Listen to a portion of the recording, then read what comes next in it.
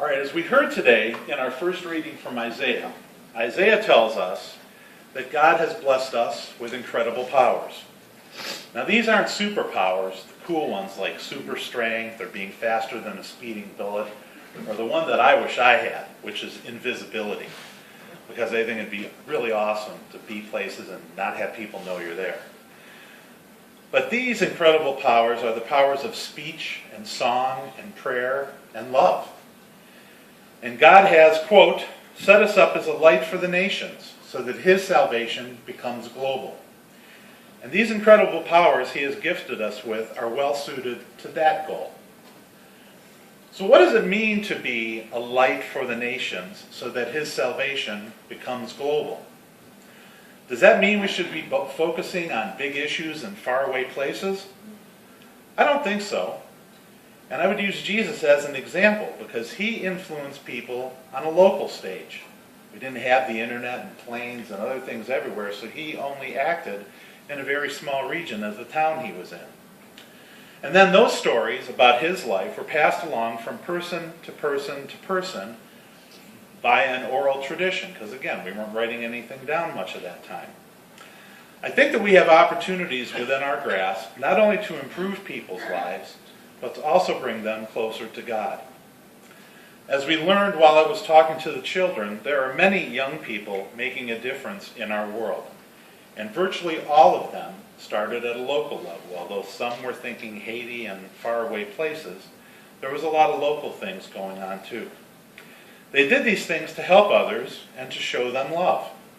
Their goal was not to have internet articles written about them. That kind of attention is kind of good and it can bring more people to the effort, but it should never be the reason why we do anything. Many of you, and a couple of you, I didn't even send an email. We have 2 people today who have one another t-shirts. They both have hoodies on. Those shirts, if you haven't thought of it already and you own one, should serve as a reminder that you are called to act like a Christian. You are to be the one to greet and serve, show mercy to, instruct, comfort, be kind to, encourage, build up, forgive, do good for, love, understand, feed, be at peace with, kiss, and sing to and for one another. Wearing that cross tells the world that you believe in Jesus Christ and are committed to helping your fellow human, committed to making a difference. The Bible is full of people who made a difference, some big and some small. I could keep us here a really, really long time just by reciting that list and giving one sentence for what each of those people did in God's name. But we don't have enough time for that, and that'd probably get boring after a while. I have instead chosen 2 lesser-known women of the Bible to demonstrate what local action can mean in taking God's salvation global. The 2nd chapter of the book of Joshua tells the story of Rahab, a woman who took in 2 of Joshua's spies while they were on a mission to scout the far side of the Jordan. The king of Jericho found out about these spies, and he ordered Rahab to bring them out of her house to be captured and thrown in jail. Rahab had hidden the men among bales of alfalfa on her roof. But she told the king's messengers that the men were lost, and she sent them on their way with proper directions. She then went to the men and told them that she knew their Lord had given Joshua's people this land that they were scouting. She knew because she had heard the story of God's parting of the Red Sea so that his chosen people could escape Egypt. Rahab knew that their God was the supreme God of the heavens above and the earth below. She made them promise that her and her family would be taken care of when the land had been overtaken, and the 2 spies agreed to do this. Rahab's action led to Joshua's troops winning Jericho, and Joshua led his people for many, many years. On the local scale, Rahab's actions might be perceived as selfish in that she was protecting her family. When we read this story today, however, we see that her actions led to the further spread of God's salvation. Had the spies been captured, Joshua's plan would have failed, and his troops likely killed. Rahab opened the door to the promised land by taking a chance for God and his people. We know that her role in spreading God's salvation is important because she is one of only 4 women listed in the opening verses of Matthew's Gospel. Those verses list the lineage of many people from Abraham. It's Jesus' line, from Abraham down to Jesus. And she is one of only 4 women who are listed in that line. Next, the Gospel according to John chapter 4 tells the story of Jesus traveling through Samaria and deciding to rest beside a well. A Samaritan woman came to get water from the well, and while she was doing so, Jesus asked her to draw water for him. Now realize at this time, Jews weren't supposed to even speak to Samaritans because they were viewed as being unclean. The woman, Fotini, was quite surprised, as she was well aware of the Jewish law too, even though she was a Samaritan. Jesus told her, "If you only knew the gift God has for you and who you are speaking to, you would ask me, and I would give you living water." He explained that living water is the kind that means you will never be thirsty again. It is water that gives eternal life. She soon realized that Jesus was a prophet and knew that there was talk of the coming of a Messiah. Jesus then revealed to her that he was that Messiah. Fotini then ran into her village telling her story, and many people came to listen to Jesus.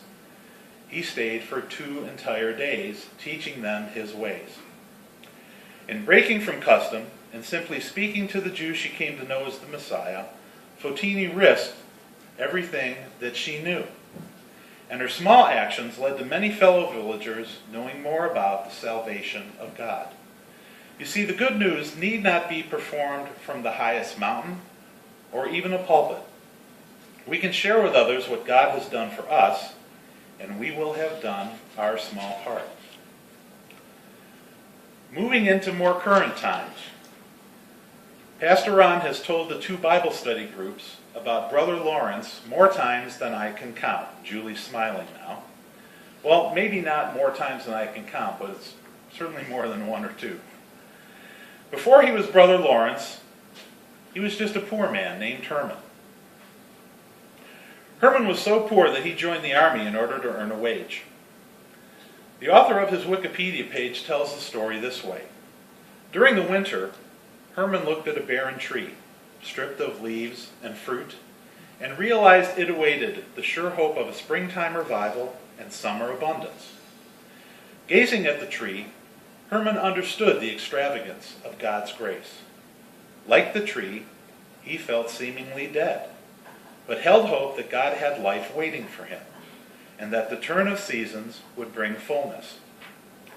At that moment, the leafless tree first flashed in upon his soul the existence of God. He got it. And simultaneously a love for God that never left him. Shortly after this experience, an injury forced his retirement from the army. And after a stint as a footman, he sought a place where he could suffer for his failures.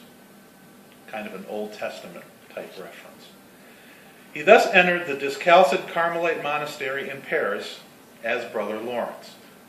Now that's not the part of the story that Pastor Ron shared with us. It's this next part. Brother Lawrence worked in the kitchen of the monastery from 1635 to 1691, 56 years. He viewed his work there as common business, yet saw it as a medium for sharing God's love. He felt it was the motivation of the one who was performing the task, not the importance of the task, which made all the difference. We can do little things for God, he would say, because God gave this man, poor by the standards of the world in which he lived, the grace to serve others richly.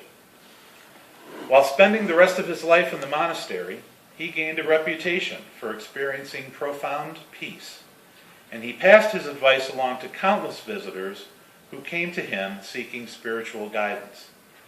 The conversations he had and the letters he wrote were turned into a book after his death, And even John Wesley recommended that book to those seeking to get closer to God. Now, not all of us are going to be remembered on the pages of Wikipedia 350 years after we die, but that's really not very important. Not everyone is going to be Bill Gates and give away their fortune as their retirement plan. Not everyone's cut out to be Mother Teresa, servant to the less fortunate for decades. And we are not going to be Paul, writing inspirational and instructional letters to new churches from a prison cell. No, difference making can start at a small local level, and just about anyone can do it.